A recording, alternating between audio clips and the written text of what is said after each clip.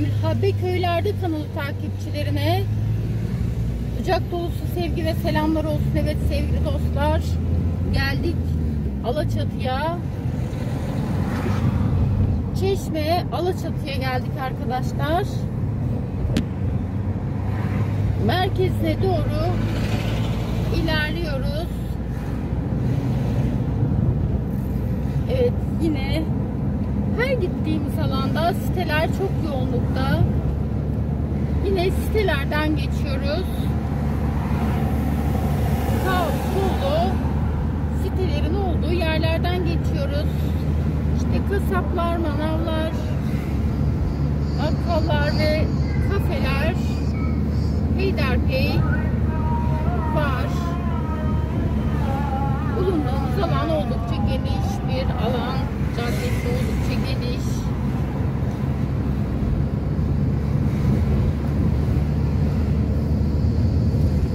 Evet, çok çeşitli siteler mevcut.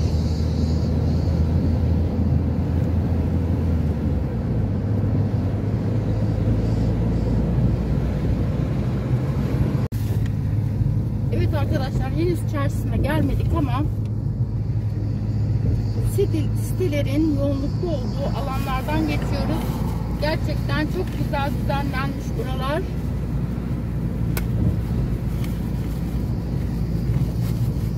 Hakikaten çok keyifli bir alan, çok temiz bir alan.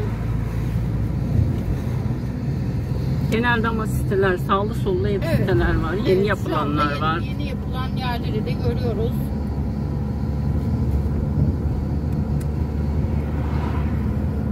Böyle bir alandan geçiyoruz. Büyük marketlerin olduğu yerlerden geçiyoruz. Evet, bu yol bizi çarşısına götürecek. Tabi soruyoruz.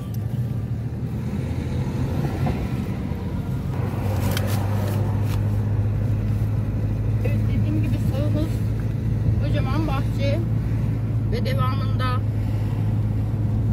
evler, iş yerleri, kebapçılar, yemek yerleri gibi marketler, kafeler bolca. Ortaokul var şurada. Evet, hemen solumuzda ortaokul vardı arkadaşlar. Burada genellikle dediğim gibi sitelerden geçiyoruz. Karşısına doğru ilerliyoruz.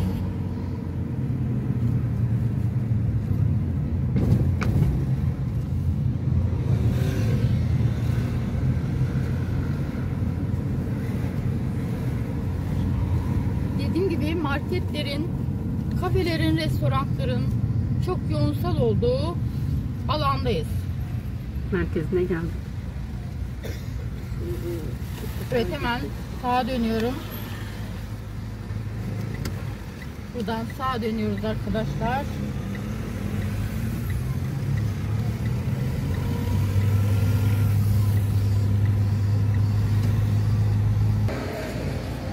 Evet, en işlek caddesi ve alışveriş merkezlerinin olduğu alan burası arkadaşlar. Çok yoğun bir cadde burası.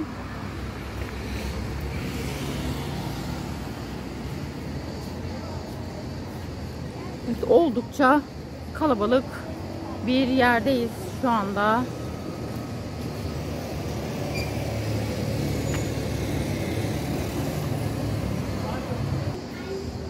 Evet, bu cadde çok geniş bir cadde ve sağlı sollu kumpirciler, kokoreççiler gibi bütün alışveriş yerlerini, bütün yeme içme yerlerini görebiliyorsunuz. Hemen bitişinde şöyle güzel bir merdiven var.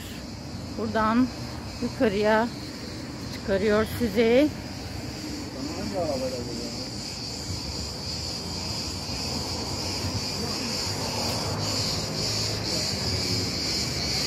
Evet, kuaförler gibi merkezi alanı, işlek caddesi burası arkadaşlar. Evet, şöyle orta refüjünde durduk.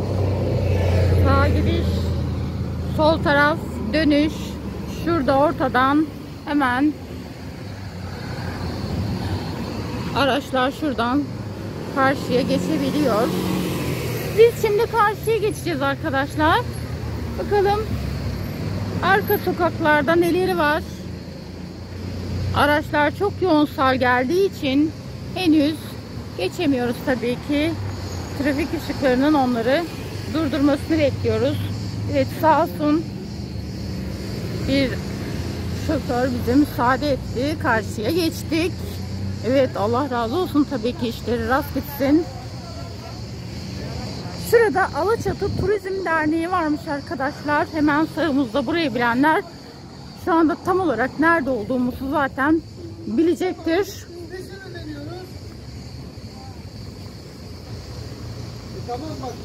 Ocakbaşı, ev yemekleri, otopark gibi alanlardan geçiyoruz.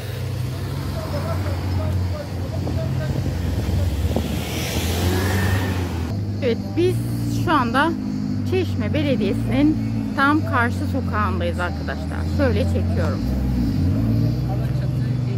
Evet, Çeşme Belediyesi Alaçatı Ek Hizmet Binası'nın tam karşı sokağındayız. Evet. Şöyle devam ediyoruz yolumuza.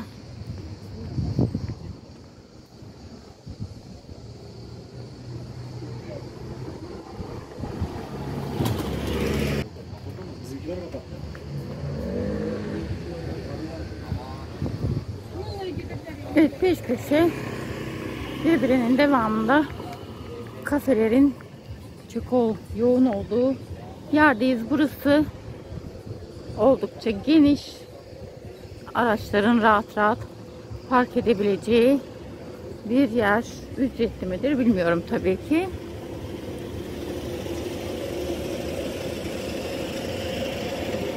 Taş binalar görüyorum arkadaşlar, onarılmış ve otel olarak kullanılmakta olan. Şöyle görüntü çok hoş, görüyorsunuz. Çok şirin bir görüntüsü var. Evet, şurada orta yerde bir kafe. Orta demeyelim, hemen sağımızda diyelim. Burada çok fazla zaten böyle kafeler. Karşımızda İmren Han Otel ve Konakları diyor. Ve burada soracağım, muhtemelen gece saatlerinde tezgahlar kuruluyor olmalı. Şu anda bu şekilde. Heh, El Sanatları Çarşısıymış arkadaşlar burası.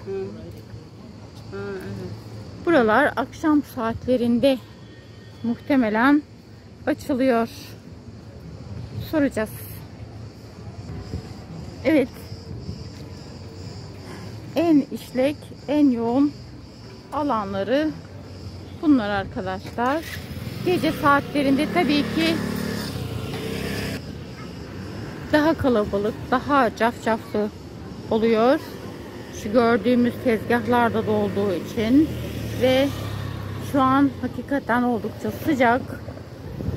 Mutlaka daha serin saatlerde buralar tamamıyla doluyordur.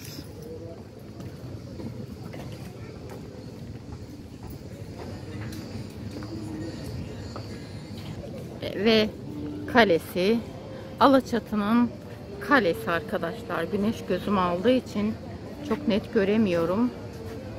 Evet, şu anda gölgelik bir alan buldum. Görmenizi istiyorum. Evet, şurası.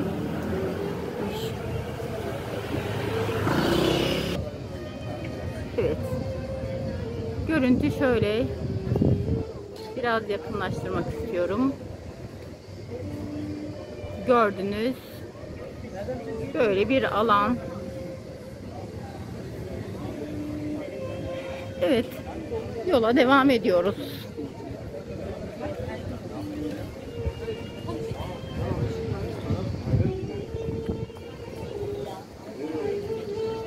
buradan merdivenle yukarıya çıkıyorsunuz arkadaşlar.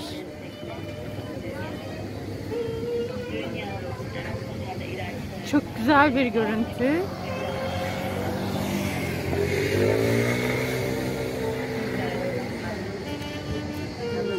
Ve burası komple çarşı. Araçlara kapalı. Tamamıyla araçlara kapalı olan bir alan. Şöyle bir vatandaş da müzik çalıyor. Böyle arkadaşlar, burası tamamıyla gece gündüz çok hareketli, çok canlı. Tabii ki gecesi çok daha canlı. Mutlaka daha canlı olmalı. Hafif serin saatlere doğru ilerledikçe daha da kalabalıklaşıyor. Evet arkadaşlar, şurada ücretli olarak Alaçatı Hatırası diye resim çektirebiliyorsunuz. Şöyle de ileriye doğru yol sizi götürüyor. Sadece motorlar girebiliyor olmalı. Arabalar buraya giremiyor. Evet, burada bu güzel müziği çalan vatandaşımız burada.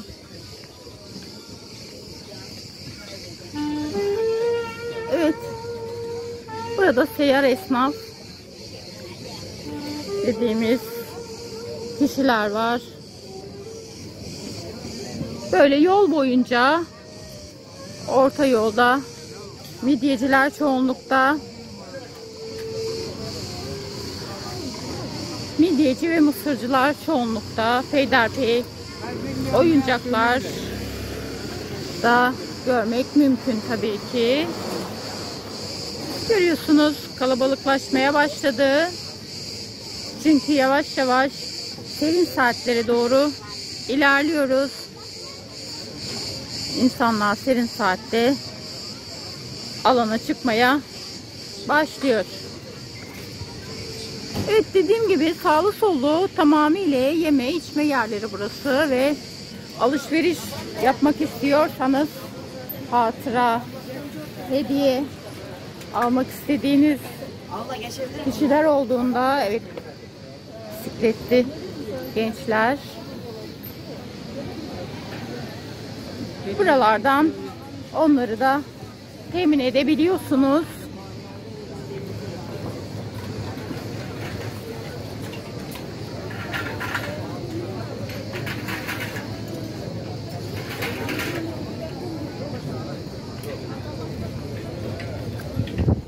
Son derece kalabalık alanlar.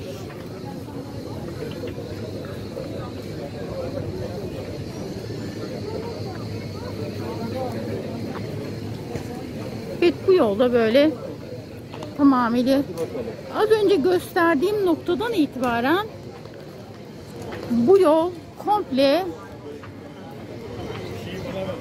araç geçişine kapalı. Gördüğünüz gibi zaten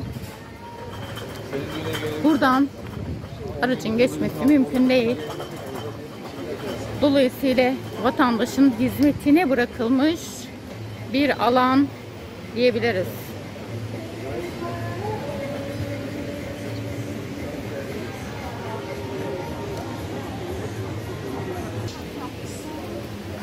Evet. Aynı yolda ilerliyoruz.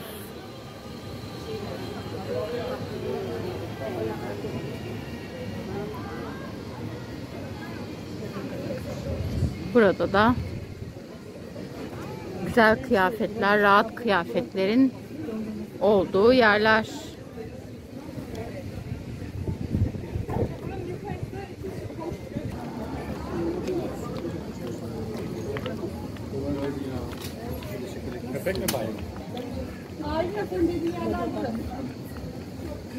Evet. Buralardan da Burada meyve suyu da var.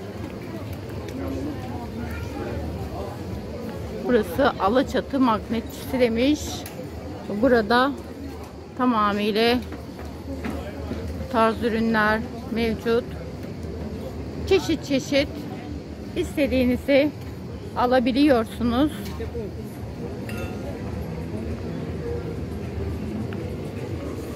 Evet, tatlısından tuzlusuna her şey var arkadaşlar.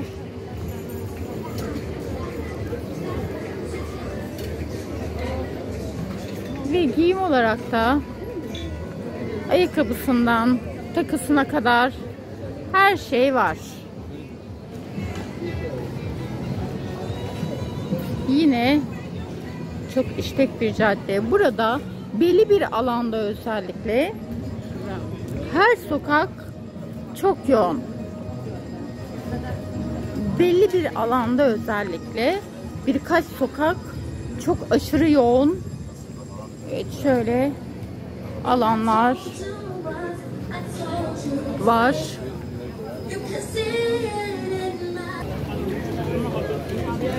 Evet, caddede ilerlerken yine kafeler, restoranlar, yeme içme yerleri. Evet, şuradan sağlık ocağı, pazar yeri camisi ve Hacı Memiş'e gidiliyor diye levhayı görüyoruz. Böyle devam ediyoruz. Yani bu şekilde de devam ettiğinizde çok yoğun çarşı. İlerisi biraz daha tenha. Yine şöyle devam edebilirsiniz. Hemen hemen bu birkaç sokağın tamamı son derece kalabalık. En işlek, en yoğun caddeleri bunlar.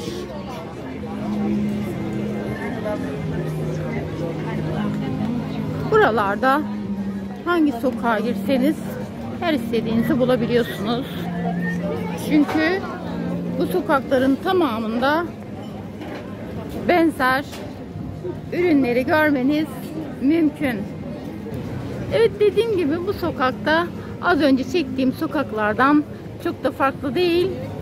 Bu 3-5 sokağın hangisine girseniz her şeyi bulmanız mümkün.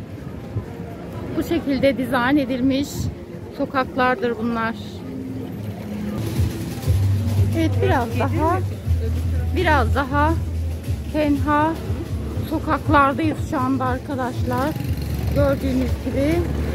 Ama yukarıya, ama şöyle gittiğinizde yine kafeler, restoranlar var, ancak daha sakin sokaklar bunlar.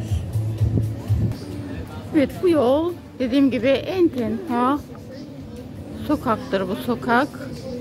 Yine bile kalabalık ama diğer sokaklara rağmen çok daha tenha, gördüğünüz gibi. Ve evlerin olduğu yerlere de geldik. Peyderpey sokak aralarında evler de var. Evet, büyük alışveriş mağazası da var burada arkadaşlar. Evet, taş evler çoğunlukta. Şöyle sağlı sollu taş evler.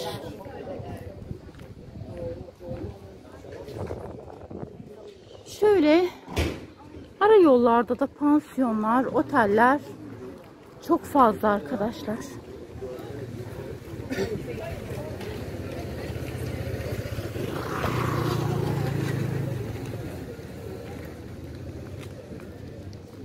Evet.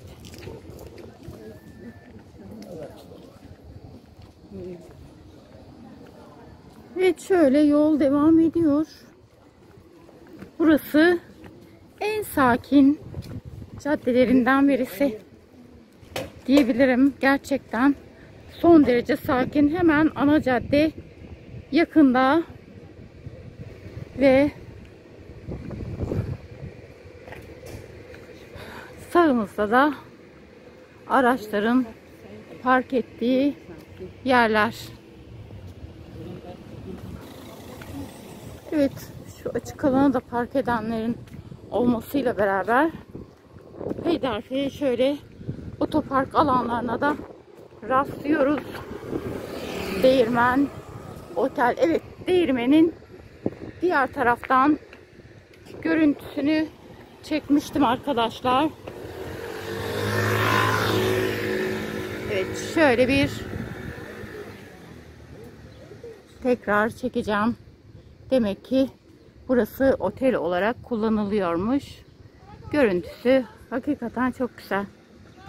Evet arkadaşlar, çarşıdan kalesi demiştim ama orası Değirmen Otel'miş. Ancak şurasıymış kalesi. Orada vatandaşa sorduğumda söyleneni yanlış anlamışım demek ki. Evet, o şurası Değirmen Otel. Şurası da kalesiymiş. Düzeltelim. Ve burası sanayisi midir bilmiyorum ama böyle alanlardan geçiyoruz. Buralar daha sakin. Aynı zamanda kafede yanında daha sakin bir yer. Şurada bir levha var arkadaşlar. Diyor ki antin kuntin işler.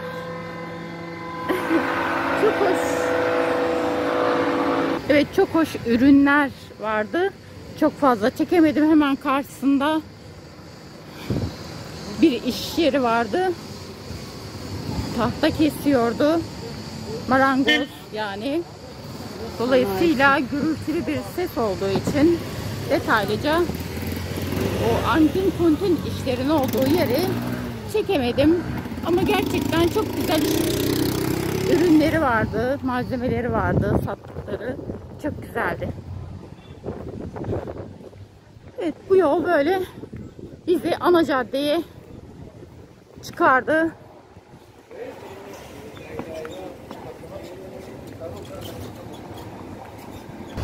Hemen ana cadde üzerinde şöyle sağımızda bir cami var. Neymiş? Süreyya Muzaffer Baskıcı Camisi'ymiş. Evet. Böyle bir yer.